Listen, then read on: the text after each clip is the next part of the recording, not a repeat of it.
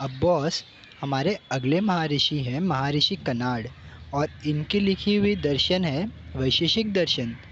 एक थॉट है मन में कि कहा जाता है कि अब तक में वर्ल्ड की कोई भी साइंस की बुक ऐसी नहीं है जो इनके दर्शन के किसी एक पार्ट को ना ले। तो आइए देखते हैं क्या ये सच है। हमने अब तक जो भी साइंस पढ़ा है वो इसमें है क्या, थोड़ा बहुत भी।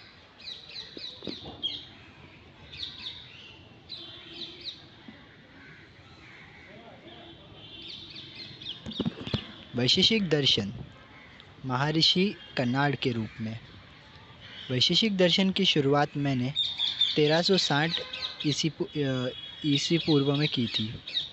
मैं महर्षि कणाद अपने इस वैशेषिक दर्शन के पर्याय रूपी नामों को औलुक्य दर्शन, कणाद दर्शन, पशुपत दर्शन, सामान्य तंत्र, सामान्य न्याय, कल्याण न्याय आदि के नाम से व्याख्यात करता हूँ। मेरा प्रमुख ग्रंथ था वैशेषिक सूत्र, जिसमें 370 सूत्र और 10 अध्याय थे। इसमें सृष्टि उत्पत्ति के लिए मैं परमाणुवाद को कारण मानता हूँ। परमाणुवाद कैसे, ये मैं समझाता हूँ। परमाणु जो है वो भूत उत्पादक है, यानी इससे पृथ्वी, जल, तेज आदि महाभूत की उत्पत्ति हुई है। अब परमाणु का संयोग और विभाग ईश्वर की इच्छा से होता है, जिसे मेरे ही दर्शन के एक शिष्य प्रशस्तपाद ने कहा था चिकित्सा। ये शब्द का अर्थ होता है ईश्वर की इच्छा। तो जीवों के धर्म, कर्म, कर्मफल व ईश्वर की इच्छा के अनुसार परमाणु में संयोग, विभाग, आकर्षण, कंपनम उत्पन्न होता है। परमाणु संयोग से कार्य दृष्टि की उत्पत्ति होती है।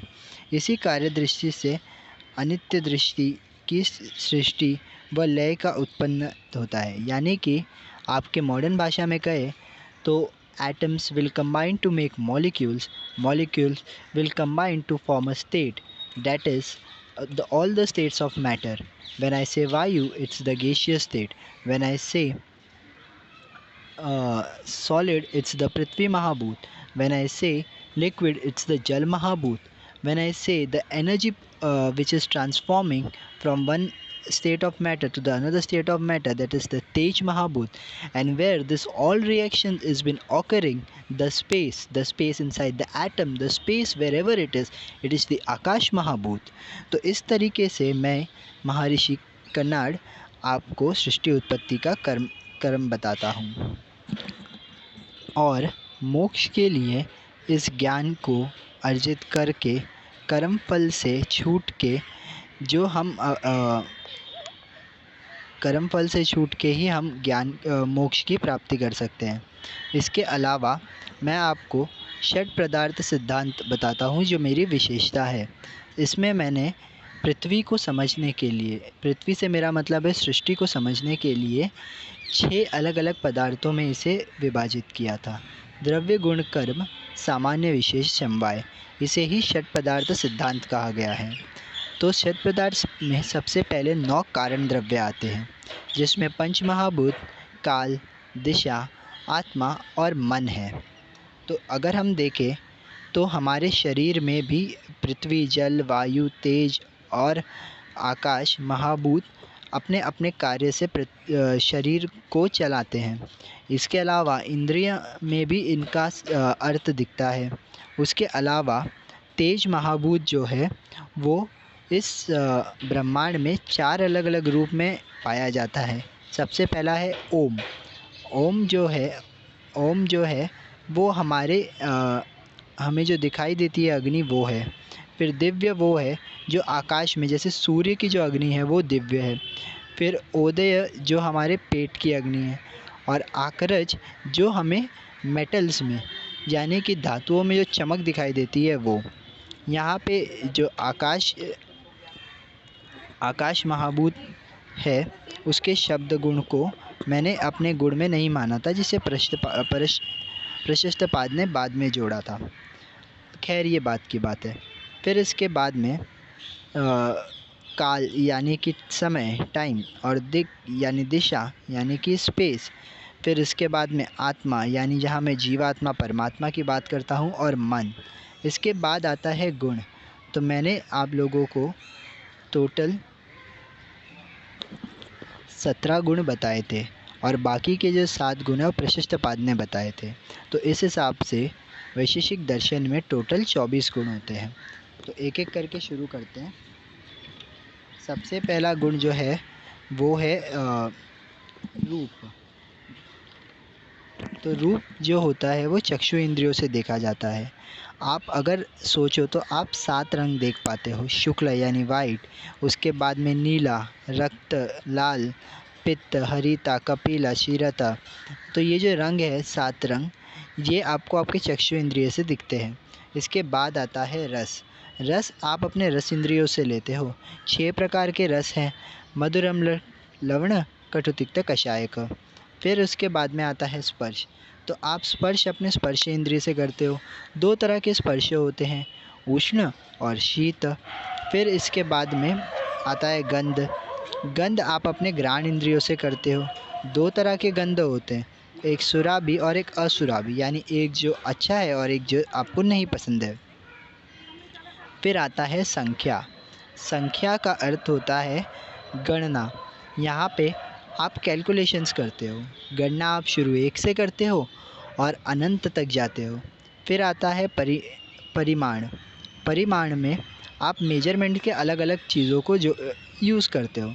आपके टाइम पे scale, centimetres, foot, inch, weight के लिए किलोग्राम, टाइम के लिए सेकेंड, CGS, SI यूनिट्स आ चुके होंगे। पर मेरे टाइम पे अणु, वृत्ति, ह्रस्व, दीर्घ, इस तरीके से हम मेजर करते थे। फिर आता है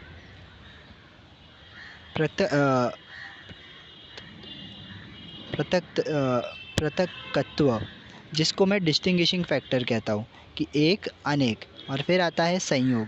संयोग यानी कॉम्बिनेशंस। अब ये कॉम्बिनेशन कर्मज भी हो सकता है या फिर संयोगज भी हो सकता है। कर्मज यानी कि ये अपने आप ही संयोग कर ले, यानी कि इसे करने में मुझे एनर्जी और शक्ति का कोई जो रूप होता है वो लगाना पड़ता है। और संयोजज यानी कि ये बिना शक्ति और एनर्जी के ही मिक्स हो जाते हैं, यानी कि एक स्पॉन्टेनियस रिएक्शन और एक नॉन स्पॉन्टेनियस। कर्मज यानी कि नॉन स्पॉन्टेनियस रिएक्शन, उसमें आपको कर्म करना पड़ेगा।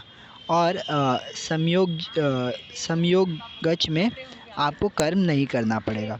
फिर विभाग भी उसी तरीके से कि जो मिलाया है उसे अलग कर दो, इसमें भी कर्मज और संयोगज होता है। फिर परत्व अपरत्व। परत्व यानी जो प्रधानत्व है, यानी जिसको आप इम्पोर्टेंस दे रहे हो। इसमें दिशा और काल के बेसिस पे आप इसको डिस्टिंग्विश करते हो। आपके भाषा में कहे तो बेसिकली वेक्टर्स। और अपरत्व यानी कि लेस इम्पोर्टेंट थिंग्स, यानी जो काल और दिशा से विभिन्नता नहीं लाते, या अप्रधानत्व यानी आपके भाषा में कहे तो स्केलर्स।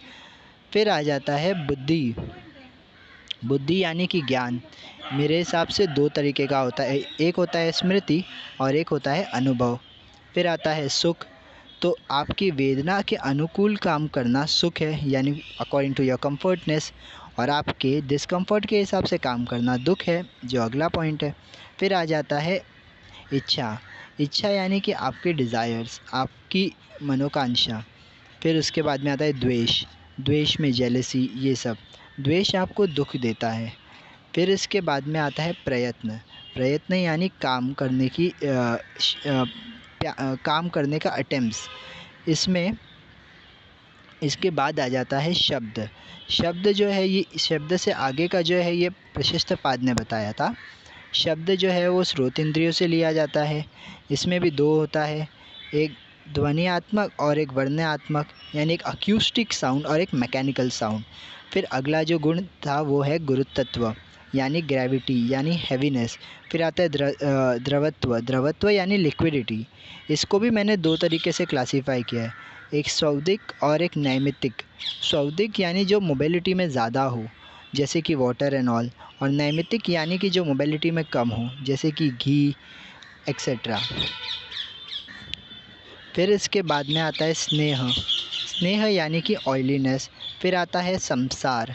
संसार यानी कि एक क्वालिटी जो पोटेंशियल बताए दूसरे चीज़ों का, जिसमें वेग, भावना, सप्तकाल, ये सब मैंने जोड़ दिया था। और फिर आता है धर्म अधर्म। तो धर्म अधर्म का तो मामला सीधा है कि वेदों के हिसाब से अगर काम करोगे तो आप धर्म कर रहे हो, उसके विपरीत करते हो तो अधर्म कर रहे हो, क्योंकि मैं एक आस्तिक दर्शनवादी हूँ। इसके बाद हमने जो द्रव्य देखे थे, अब उनको इन गुणों में समावेश करके देखते हैं कि कौन से द्रव्य के कौन से गुण होंगे। सबसे पहले आकाश। आकाश महाभूत के 6 गुण हैं: शब्द, संख्या, परिमाण, पृथक्त्व, संयोग और विभाग। वायु महाभूत के 9 गुण हैं: स्पर्श, संख्या, परिमाण, पृथक्त्व, विभाग, परत्व, अपरत्व, संयोग और संस्कार। तेज महाभूत के अंदर रूप, स्पर्श, संख्या, परिमाण, पृथक्त्व, संयोग, विभाग, परत्व, अपरत्व, द्रवत्व और संस्कार, ऐसे 11 गुण मिलते हैं। जल और पृथ्वी में सबसे ज़्यादा गुण पाए जाते हैं, 14 गुण।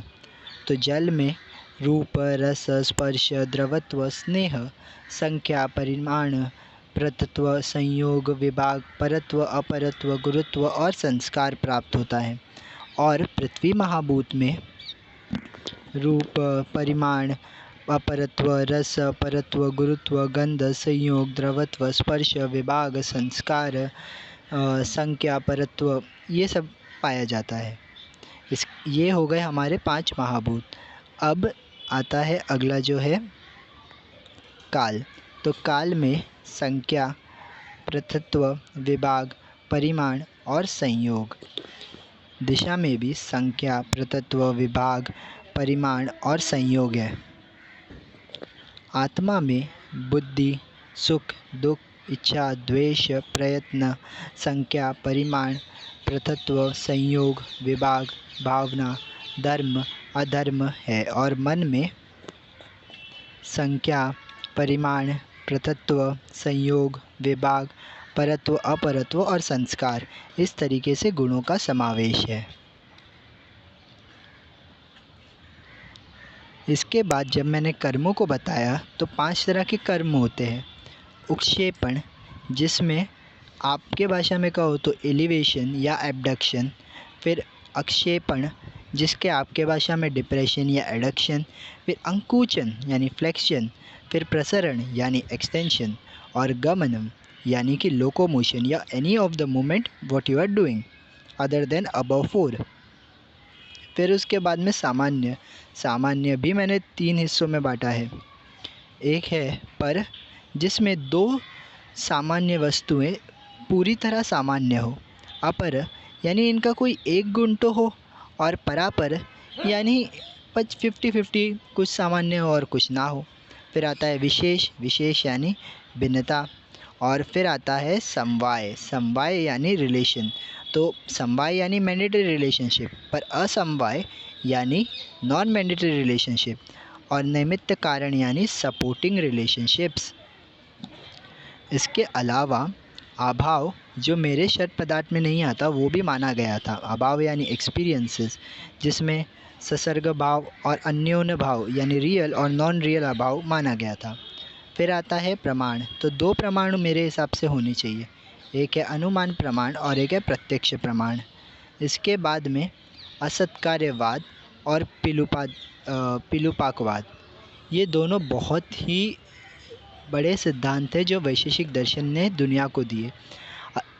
वैशेषिक दर्शन से पहले सांख्य और योग दर्शन ने सत्कार्यवाद की नींव रखी थी। सत्कार्यवाद कारण कार्यवाद से आया हुआ है, जो ये कहता है कि कार्य उसके कारण के अंदर ही ओतप्रोत है। पर मैं ये मानता हूँ कि ये गलत है। असत कार्य यानी कारण और कार्य के बीच में कोई भी रिलेशन नहीं है।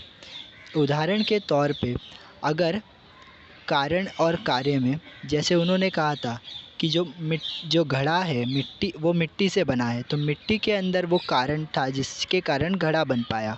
तो उस हिसाब से ये गुण तो मिट्टी का ही हुआ।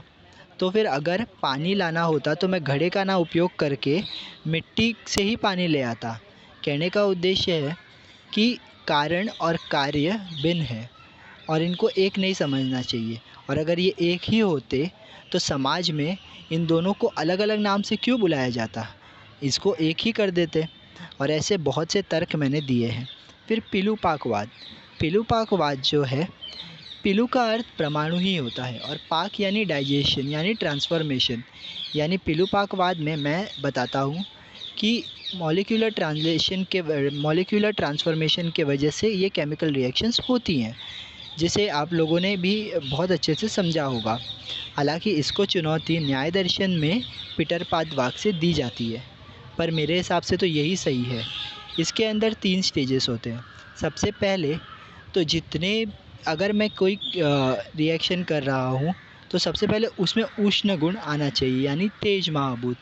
तो यानी कि अगर किसी में तेज महाभूत आता है तो जो उस द्रव्य के परमाणु हैं वो उसमें जो द्रव्य के अणु हैं उसमें वो बँटने लगते हैं।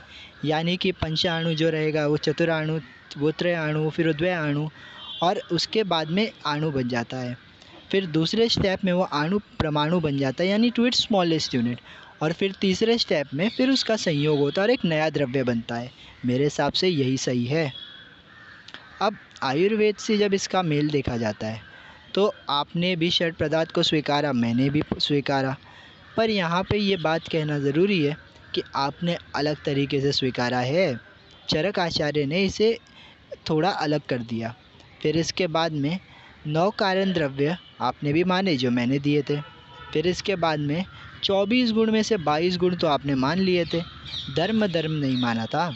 फिर इसके बाद में पिलुपाकवाद आप भी मानते हो, परमाणुवाद आपने भी माना, और इतनी सिमिलैरिटीज़ होने के बाद भी कुछ भिन्नताएं हैं। जैसे मेरे आगे जाके कमेंटर्स ने अभाव को भी एक सत पदार्थ मान लिया था, आप अभी तक नहीं मानते। गुणों में हम 24 रह गए तो आपके पास 41 गुण हैं। और जैसे मैंने कहा था कि आचार्य चरक ने मेरे षट पदार्थ के क्रम को बदला था। मैंने कहा था द्रव्य गुण कर्म, सामान्य विशेष समवाय। आचार्य चरक ने कहा नहीं, सामान्य विशेष द्रव्य गुण कर्म समवाय। और मैंने 2 प्रमाणों को महत्वता दी, आपने 4। तो इस हिसाब से मैं आपके कंपनी में अप्लाई करना चाहता हूँ। तो बॉस, आपको ये दर्शन कैसा लगा?